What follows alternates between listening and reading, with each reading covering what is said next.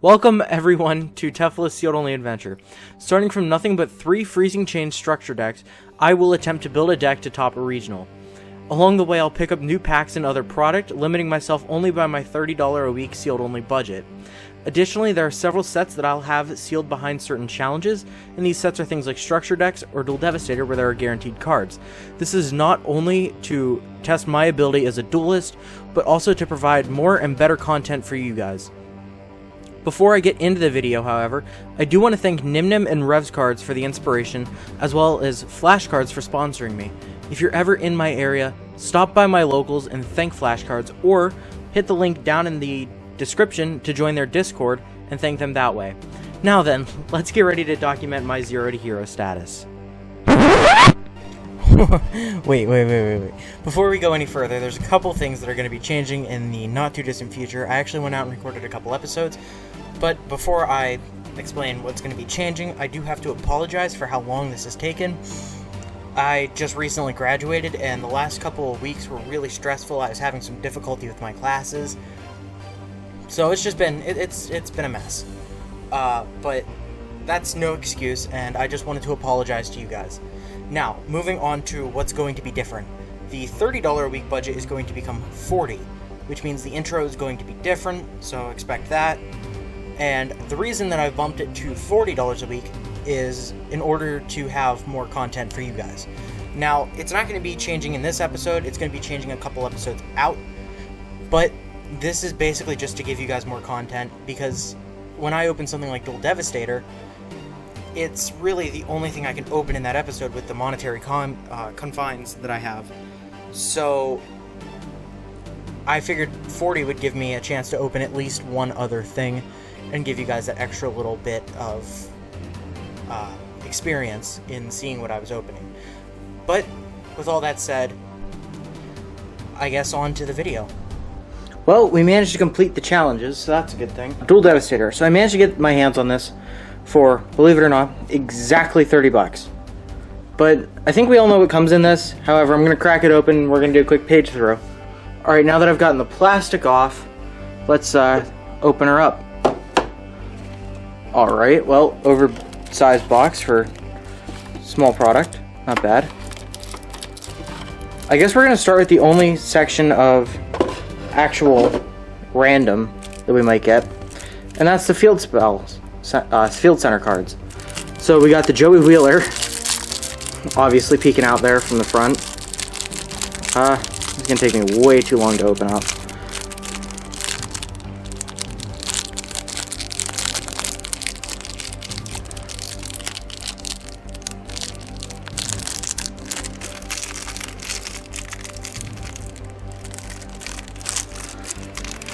There we go. Just had to put a little bit of hand into it. Alright. So we got the Joey Wheeler, the Pegasus, Ghost Ogre, and a Shizu.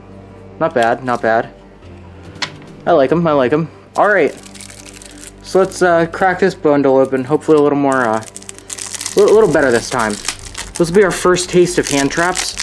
So that'll definitely give our deck a huge buff in the coming weeks. But we got the Ghost Ogre and Snow Rabbit. We've got Ghost Reaper and Winter Cherries. Ash Blossom and Joyous Springs. Ghost Belle and Haunted Mansion. Ghost Sister and Spooky Dogwood.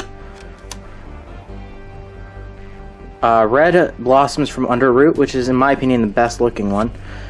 Here's where I'm excited for. Screw hand traps.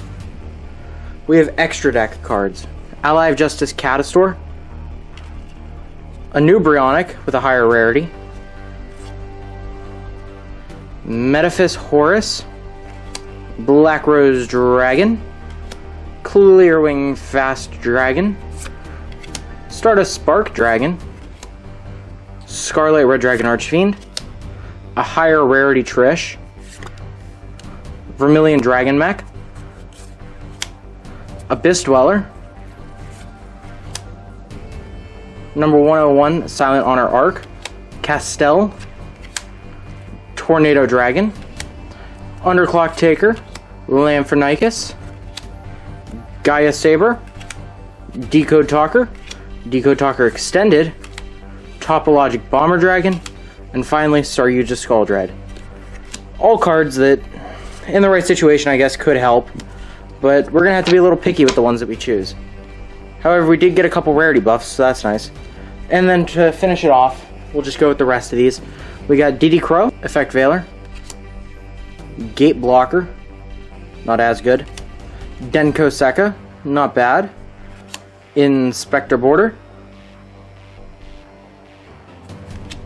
Spell Canceller, focus, there we go, Artifact Lancia, which is huge, Vanity's Fiend, to go with Majesty's Fiend, got the Fiend Brigade, Donna Wrestler Pankratops, which might help, Gamma Seal the Sea Turtle Kaiju, which might help, Mind Control, nice, Wave Motion Cannon, which doesn't help, Super Polymerization, which definitely helps, Book of Eclipse, Silent Graveyard, Cosmic Cyclone, which helps, Called by the Grave, which also might help, Different Dimension Ground, Typhoon, Forbidden Apocrypha, Dimensional Barrier, Lost Wind, which is huge. I need a couple copies of that. Heavy Storm Duster in a higher rarity. Royal Decree, which might also be nice. Anti-Spell Fragrance. There can be only one. Wiretap. Solemn Strike. And finally, Red Reboot. So, as you guys know, we worked our tails off. We got our 5 required wins. We got our 1 comeback victory against Cubics. We've opened the secrets from Invasion Vengeance. And these are what we're left with. So I'm going to make the modifications of the deck. So, before I do the deck thing, there's actually one other thing that I forgot to include in the main opening video. And that is the OTS pack that we got last week. This is actually because it's a bit of a story on how I got it, but I have an OTS pack to open. So we're going to open that real quick before anything. And the only card that I can actually see myself needing from this is the Ulti Hulk.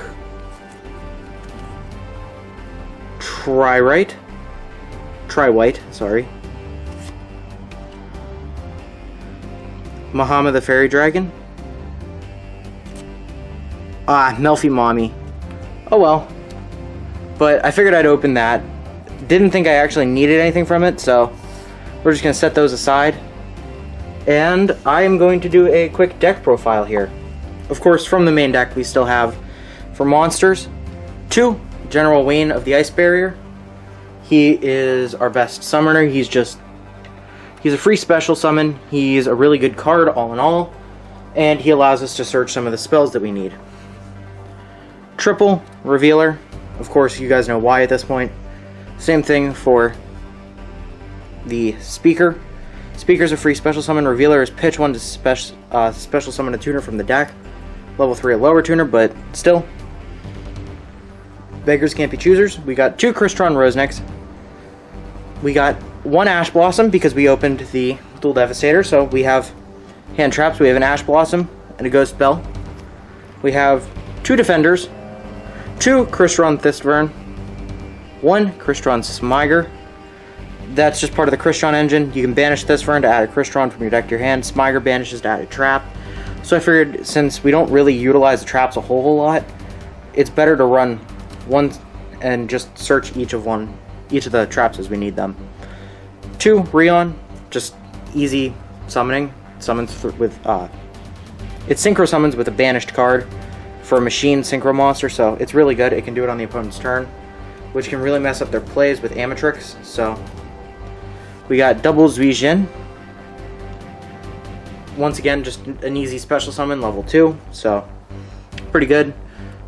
2 of the Cryomancers still. 1 Citri. Citri is just a tuner, special summon to synchro summon from the graveyard, so pretty good. Double Turtle. Total lets us special summon one from hand by banishing it. We have the one effect Veiler that we picked up, so really, really good choice for this deck, I hope. I don't know yet. Obviously, I haven't used the deck yet, but I'm hoping to see my hand traps, although chances are good I won't. We got the triple Hexa, might end up cutting it down to 2. I've been pondering this a lot, so. And the one Quan. Quan, just great for our deck, lets us special summon one from hand for a machine. But that does it for monsters. So, moving on to spells, we have triple Wind for our majority special summons, and triple Medallion. And that does it for spells. Hopefully we see them, is what I'm trying to say. I'm obviously having a hard time speaking today. That'll make things interesting at locals. We have the one Crystron Impact to go with the one Crystron Entry. These 2 cards are searchable, so I don't see a reason to run more than one of them. We have the triple Paleozoic Dynamiscus, because it's our only form in main deck of removal. And double Paleozoic Morella to get more bodies on the field, and to dump some of the traps that we might need into the grave. But that's the main deck. We have Decode Talker now. So, I mean, it's not the greatest, but it's one of the better Link monsters, in my opinion, that came in Duel Devastator. So, we have Ningirsu, and now we actually kind of might be able to go into him. We have Saryuja. This card comes up mid to late game a lot, but I've never really been able to summon it first turn. I've done a little bit of playtesting with the deck, not much. Just test hands, and I'm never able to make him turn 1, but turn 2s and 3, he can come out. Of course, we still have the triple Trish 0, because it's the best card in the extra deck, and that goes with the one Trish. We have the one Gungnir, because we only need one level 7 water monster. We have the still super heavy Samurai Stealth Ninja. This card is better than I gave it credit for. This card is actually kind of insane. So I decided to keep it in. It's not that hard to go into, of course. We have the one Bryonic to go for our level 6 plays. Of course, I'd rather have more level 6 Synchro monsters, but Bryonic's gonna have to do. We have our one Crystron Amatrix. Of course, you guys know why we have Amatrix. It allows interruptions during the opponent's turn, and it's just really good for this deck. One Ally of Justice Catastor. It's actually really good because it's a machine that auto destroys anything that isn't a dark monster. So it can just auto destroy the majority of the meta now. So, pretty good card. One Martial Metal Marcher. Don't know why I'm still running this card, to be honest. It was good. I can't even say it was good. It functioned. It doesn't really have a use anymore because it is a tuner. And I'm sure everybody that knows Yu-Gi-Oh! Knows the effect of this card at this point. But I just haven't had the heart to take it out yet. This is the card that I'm happiest about. Abyss Dweller. Oh my god, we might actually be able to do something against Outlook now. Holy crap. Not to mention, it'll get the 500 boost to everything water because one of its materials is water. So, that is insane. That makes me so happy. This is such a good card, and we can actually use it to its full potential. And then finally, Opabinia. One Artifact Lancia, which I believe is necessary. It kind of helps out some of our plays against things like Eldlik or Dino, which are 2 of our biggest problems at the moment. And we also have a Pankratops. We have the one Lost Wind. I really want 3, but we got 1. Oh well. Work with what you got. We still have our one Gozen match. And continuing with some of the new stuff, I decided to put in 2 of the Space Dragster. We still have the triple Crackdown. Of course, we're going to run Crackdown. It's like the best card, in my opinion, that our deck has. We have one Morella sided in case we need it. Triple Fiendish, because nobody knows what Fiendish does. One Cosmic Cyclone. And one Called by the Grave. But that is the deck I will be taking to locals today. And yeah. Alright, so game 1, match 1, and we were up against, one of my good friends. He's playing Dino, which is now like his favorite deck since I introduced him to it. But I won the dice roll and decided to go first. I set a back row, normal summon Crystron Thisvern, use its effect, which tributes itself as cost, and it gets met with an Ash. So, I set 2 more and pass. I don't have any other plays to do at this point, and I didn't have anything. So we pass it off to him, and he starts with the Foolish Burial. Now, I don't know if you guys saw his hand, but it was pretty stacked, and I think I can honestly say we got stomped pretty hard this game. Dino is definitely a rough matchup for us, and we're gonna need some relatively major changes if we're ever gonna step it up and beat them. But he took this game, so let's just move on to the next one. Alright, so game 2 of the first match of the day. This one goes about as well as the last one. I mean, obviously I had done some siding and some preparations, and he didn't have Ash this time. But in the end, it doesn't ultimately matter all that much what I do, because it's still Dino. They can still flip my monsters face down and basically make my monsters irrelevant. So there's really no point in me trying to go above and beyond against them. It's kind of just a losing fight. So, with that said, we lost this match, and our record at this point was X-1. So, not a good start for the day, but there's still room left for us to go and pop off. So this one was a bit of an interesting one. Obviously, I was paired up against somebody who had also lost their first match, another friend of mine, but this friend has a unique taste when it comes to decks. He enjoys playing Cubic, so that's not a deck you get to see too often, but I just do my combo plays, and you guys can see his hand. He, from the looks of it at least, has 3 traps, a monster, and a spell, which for Cubics is decent. I might have misread that. I'm not too familiar with Cubics myself. I do have the deck, I just haven't played it in ages. So, that said, oh, my bad, it's monsters. It's looking like, no? 2 monsters, 3 spells, and or, my bad, 2 monsters, 3 traps, and a spell. Which is pretty good, but, it's Cubic. So, he actually forced this game, well, he forced me into a loss this game. Now, this was one of the weirder matches, and you guys will see why, you'll get the explanation why in the next duel, but all you guys really need to know for this section, at least, is he took the first duel because of the boss Cubic's burn damage. So, I mentioned that game 2 was a little interesting, guys, and the reason why is because their boss Cubic monster actually burns both players simultaneously, or at least that was the ruling we were using during the tournament. So, I managed to whittle his life points down this duel to 2,000, as well as him whittling mine down to 2,000, but he didn't have enough for game. So, then came the burn damage, which forced it into a draw. Now, this is really important because the next game we were actually going to start, it was starting to get close to time, which means we were both starting to get a little antsy, we were starting to misplay, but this is the first game I have ever played where I have actually been forced into a draw by burn mechanic. I've never actually had this happen to me, and it was just so bizarre. But so far our record for this match is a loss and a draw. So hopefully the third game actually made a difference. Alright, so the third game came around, and, well, we got him. So we actually ended up winning this game. And because of time, I actually didn't have the chance to record the last game that we ended up doing. But I ended up getting this game out of luck. Well, a combination of luck and chance. So, it was it was a really interesting duel. I love playing against this friend. He always puts a smile on my face when I duel him.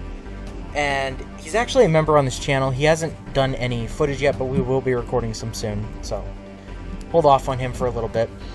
But it was just a really interesting duel.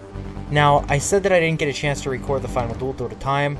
We actually started that duel with less than 2 minutes left on the clock, and I managed to squeak out damage by making him go first. He burned us both for 3,000, but I managed to go into... what did I go into? I went into one of my monsters. I believe I actually ended up comboing off into Trish and banishing some stuff. I honestly don't remember. This was such a long time ago. But I remember that I managed to squeak out the win against him. And it wasn't really the easiest win I've ever had. And it wasn't... I just didn't feel right to me. This win just didn't feel right. It felt kind of dirty because I ended up winning due to time, which has become sort of a motif in this deck, if you will. But we did manage to squeak this one out, so our record at this point is still X1, and we're going into the third round. Okay, going into match 3, we are currently 1-1, and I am paired against somebody I just love dueling. He is such a great person, a great duelist. I don't know if you guys have seen it yet, but I do believe in one of my episodes he was running Super Quantals, and he kicked my butt with that. Sometimes he runs meta, sometimes he runs rogue, but I always enjoy dueling him. And this time, even though I lost this match, spoiler alert, I had an absolute blast. We ended up playing against Eldlick, so this time he chose to run meta, but I had a lot of fun regardless. I mean, it was just awesome, but like I said, it was Eldlick. He completely just annihilated us. We never stood a chance. We have to find a way around Eldlick besides just Lancia. There's got to be another way, and I'm definitely looking at those Royal Decrees, thinking that might be the way out. I don't know quite yet, but we'll figure it out in time. Of course, we have nothing but future ahead of us. So, just like the future, let's move on. So, this match was actually really unique. At this point, we are 1-2, and we were running into the last match of our 4-round locals. We had a small turnout that day, so we had a shorter tournament than usual. But I was going against another person I enjoy dueling, and he gets better with every passing day. But he was running this sort of Infernoble... It was a really unique deck. I don't really know what it was, because he messed up during his combo, and it just... He's just a kid, so it didn't really go well. But he had a blast, I had a blast, but I did end up squeaking out the win.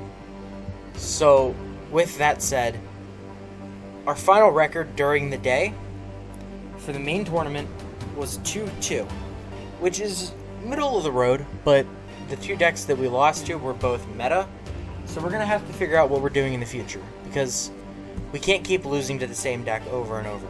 Now, this is the fifth episode, rather, so I do have a little bit of an interesting follow-up thing coming along.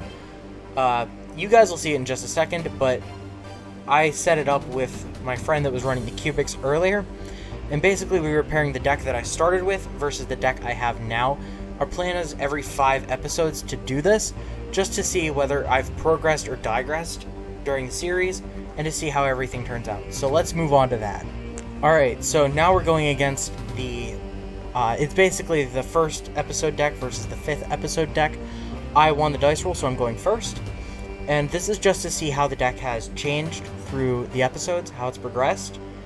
And also to show some of the combos that I might not have necessarily thought of. But turn 1, I managed to go into Bryonic, and I had Ashe in hand plus Valor in hand to stop his plays. So he basically summoned Revealer, set 1 pass. At this point, I knew I was free to go, and this match, while I had a lot of fun doing it, and I always love playing with this kid, it wasn't much of a match. He kind of messed up. He got too gutsy with some of his plays, and I had just negates for everything. So I ended up doing a swift... this was a swift round. Less than 10 minutes. They were closing the shop quickly anyways. But I did manage to beat him with some finesse. And so, we moved on to the second game. Alright, match 2, and I am going against him. It was shaping up to be a good game. He started off strong, and all things considered, he's a really good duelist. He really liked the deck. He actually considered picking it up. Well, obviously it's the Cubic Kid, so like, he's a good duelist. He forced me into a draw, but you can see sort of both of us playing. He obviously got Brionac, and I'm not too hot about Brionac, but I think he had forgotten about Brionac's effect. So he could have just completely ended it all there, but we were both tired. It had been a long day, and I'll give him the benefit of the doubt on this one. But it's just, you can see him swarming the field here, counting up things, and he's kind of like calculating, I guess, but it wasn't shaping up well for him. Obviously, Citry has its effect to change all his monsters to defense, and I managed to get Amatrix plus Catastor and one more Super Heavy Samurai on the field, and from there it was just downhill for him. He couldn't recover from all of it, and the new version from episode 5, my variant, came out on top. So the deck is definitely better. I do have to give it that. The deck has definitely gotten better, but I do believe that progress with the deck is starting to slow. So, with that said, we are going to, in the future, be looking at some sets that give some solid water support or some solid synchro support. I'm thinking potentially Ancient Guardians with the Ursardics, or I'm looking at maybe some more Raging Tempest to maybe get Sulfefnir for the Crystron engine. But the deck itself is quite the powerhouse, and we clean 2-0'd him. So let's move on to the recap. So, the recap. Is the deck any better? Honestly, yes, the deck has gotten significantly better than just the 3 structure decks. However, have we gotten any better as a player?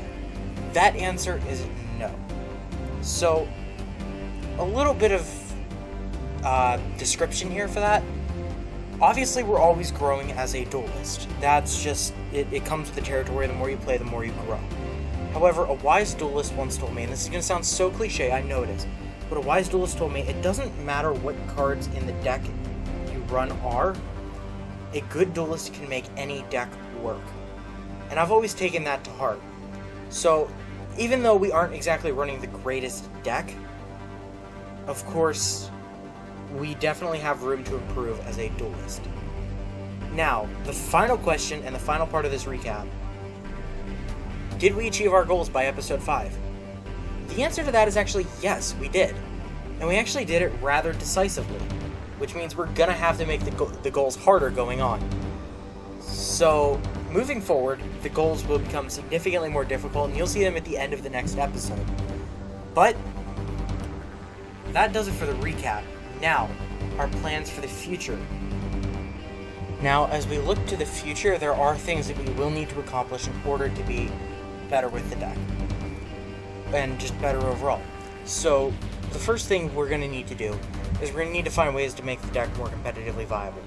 That means things like getting hand traps, getting our hands on like imperms, maybe. Getting hands on good extenders or good combo pieces.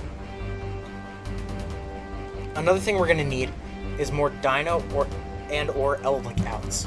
So I've noticed these flaring up in the meta recently, especially with the new Scrap Raptor support on the horizon. We definitely need to look to the future and prepare for that. So we're going to need things like more Lancias, more Lost Winds, obviously imperms or other forms of negate.